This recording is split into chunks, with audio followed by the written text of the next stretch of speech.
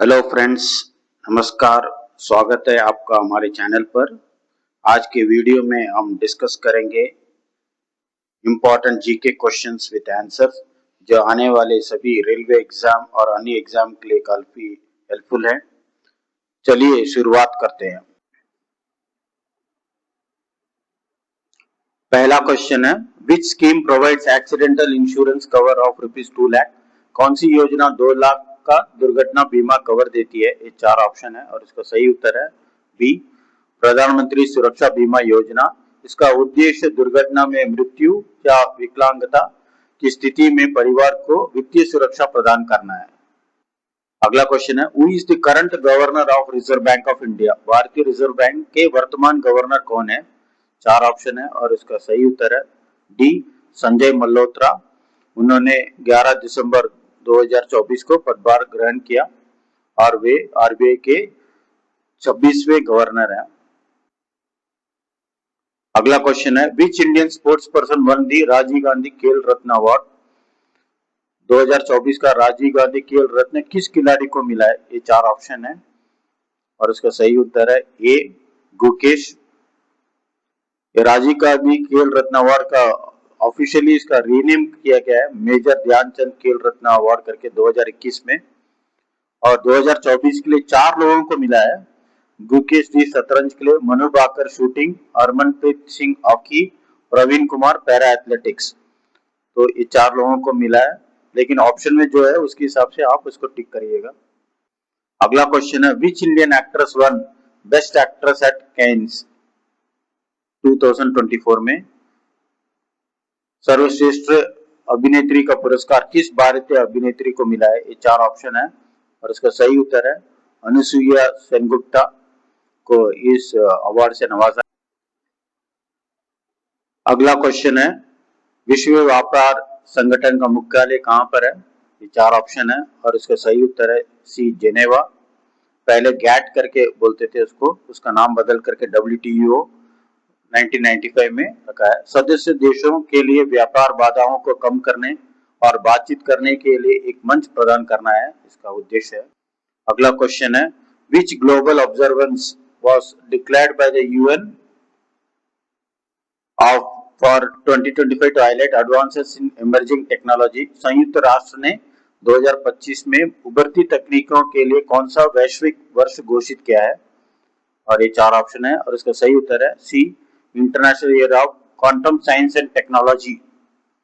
Quantum science के शुरुआती विकास के ठीक 100 वर्ष पूरे होने का प्रतीक है, जो विशेष रूप से 1925 में वर्नर हाइजेनबर्ग ने बुनियादी शोध पत्र को समर्पित है। अगला क्वेश्चन है, Nobel prize was started in which year? Nobel पुरस्कार किस वर्ष शुरू हुआ?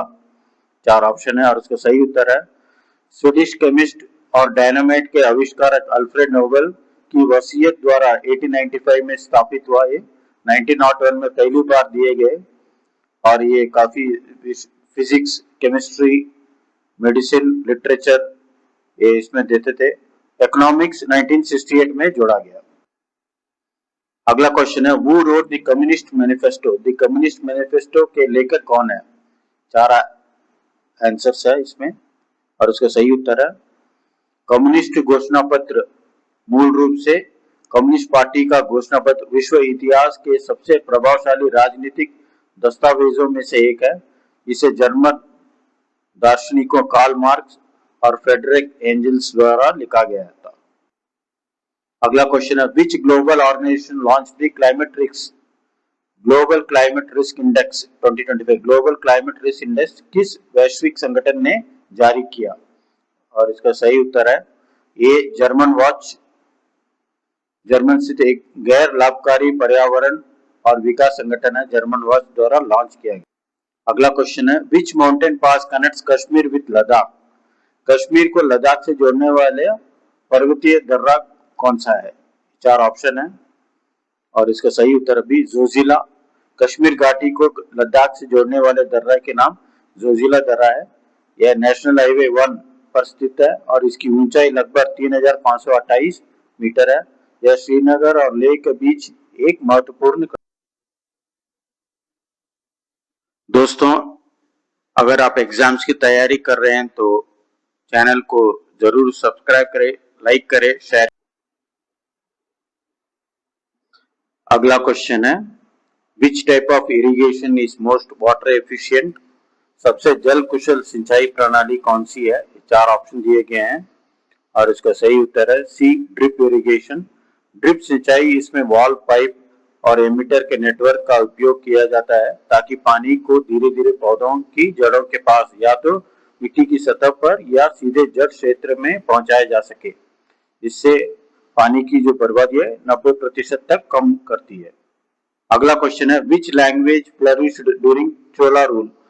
चोल शासन काल में कौन सी भाषा फली फूली? चार ऑप्शन दिए गए हैं और इसका सही उत्तर है सी, तमिल। चोल शासन के दौरान तमिल भाषा का सर्वाधिक विकास हुआ। हालांकि संस्कृत का उपयोग भी धार्मिक और आधिकारिक कार्यों के लिए किया जाता था, लेकिन चोल काल में तमिल साहित्य का स्वर्ण युग माना जाता है। अगला क्वेश्चन है, लोधी सुल्तान में से कौन सी मुक्ति प्रांतीय गवर्नर के खातों का लेखा जोखा करने के लिए प्रसिद्ध था? चार ऑप्शन दिए गए हैं और इसका सही उत्तर है बी, सिकंदर लोधी।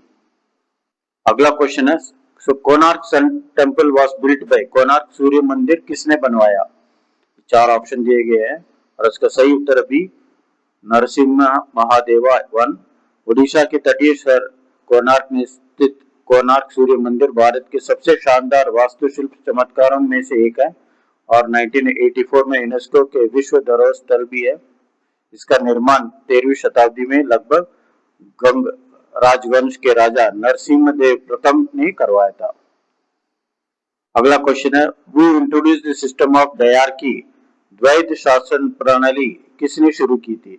चार ऑप्शन है और इसके सही उत्तर है बी, द्वैध शासन। डायरकी का अर्थ है दोहरा शासन, जहां सत्ता को दो स्वतंत्र अधिकारियों के बीच विभाजित किया जाता है।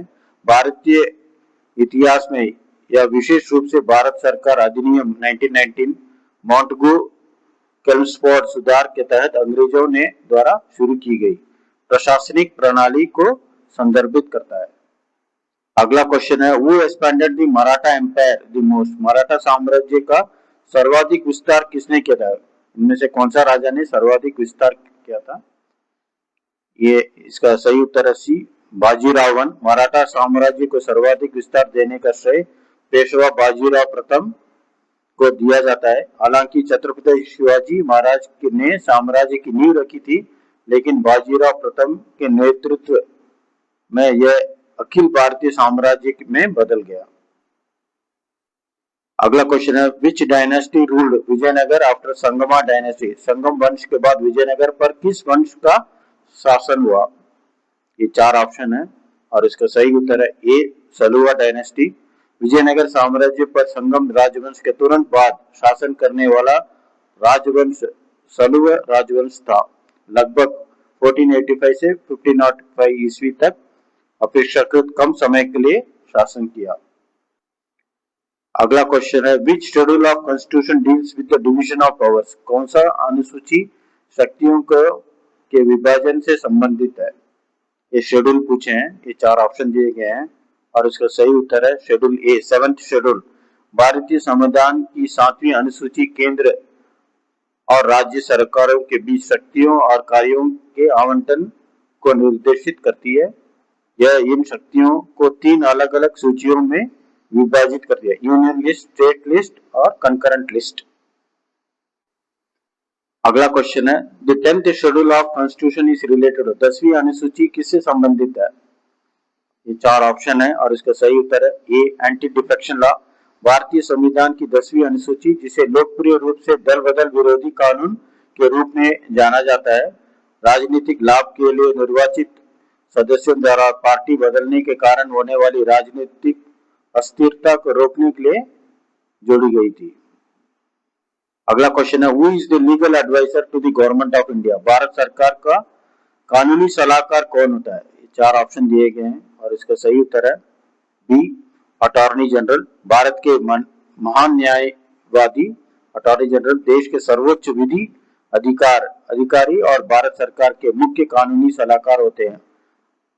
आर वेंकटरमणी भारत के 16वें अटॉर्नी जनरल है जो 1 अक्टूबर 2022 से सेवा दे रहे हैं।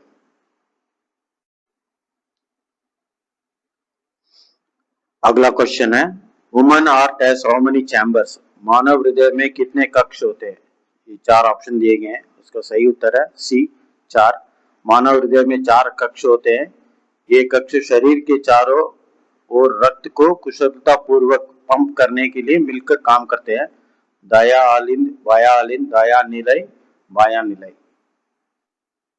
अगला क्वेश्चन है जंग लगने के लिए कौन सा तत्व आवश्यक है? 4 ऑप्शन दिए गए हैं और इसमें से सही है ऑक्सीजन। जंग लगना एक ऑक्सीडेशन है, ऑक्सीकरण अभिक्रिया है जो तब तक होती है जब लोहा या उसके मिश्र धातु पर्यावरण के संपर्क में आते हैं। अगला क्वेश्चन है यूनिट ऑफ इलेक्ट्रिक करंट, विद्युत धारा की इकाई क्या है इन 4 में से?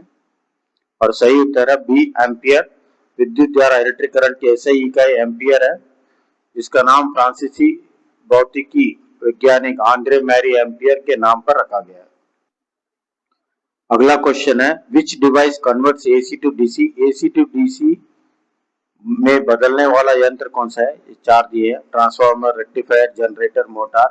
और सही उत्तर है बी रेक्टिफायर। वह उपकरण जो अल्टरनेटिंग करंट को डायरेक्ट करंट में बदलता है उसे रेक्टिफायर कहते हैं। यह एक या अधिक डायोड से बना होता है जो करंट को केवल एक ही दिशा में बहने देता है। अगला क्वेश्चन है who invented the mobile phone? Mobile phone का आविष्कार किसने किया?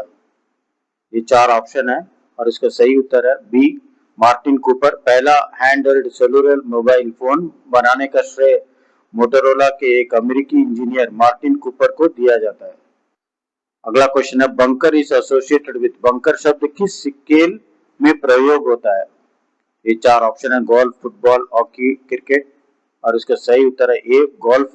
गोल्फ के खेल में बंकर एक बाधा है जिसे खिलाड़ी के कौशल की परीक्षा लेने के लिए बनाया जाता है।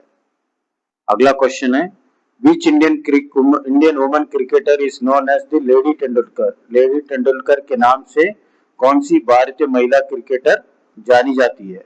4 ऑप्शन दिए गए हैं और इसका सही उत्तर है सी मिताली राज को भारतीय महिला क्रिकेट की लेडी तेंदुलकर के रूप में जाना जाता है। वह महिला अंतरराष्ट्रीय क्रिकेट में सबसे अधिक रन बनाने वाली खिलाड़ी है और महिला एक दिवसीय में 7000 रन का आंकड़ा पार करने वाली एकमात्र महिला क्रिकेटर है।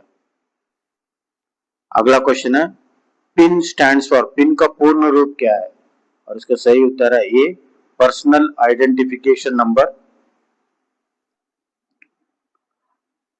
अगला क्वेश्चन है the Indian constitution came into force on? भारतीय संविधान लागू कब हुआ? और इसका सही उत्तर है ए 26 जनवरी 1950। हालांकि संविधान को 24 नवंबर 1949 को संविधान सभा द्वारा अपनाया गया था लेकिन यह आधिकारिक तौर पर 26 जनवरी 1950 में लागू हुआ। अगला क्वेश्चन है the non cooperation movement launched in? असहयोग आंदोलन की शुरुआत किस वर्ष हुई थी? 4 ऑप्शन है और इसका सही उत्तर है ए असहयोग आंदोलन भारतीय स्वतंत्रता संग्राम का एक महत्वपूर्ण चरण था जिसका नेतृत्व महात्मा गांधी ने किया था। भारतीय राष्ट्रीय कांग्रेस द्वारा आधिकारिक तौर पर 5 सितंबर 1920 को इसे शुरू किया गया था। तो दोस्तों आज के वीडियो में इतना ही। अगर वीडियो अच्छा लगा हो तो लाइक करें, शेयर करें और चैनल को सब्सक्राइब करें। मिलते हैं नेक्स्ट जीके सेशन में। Thank you so much. All the best.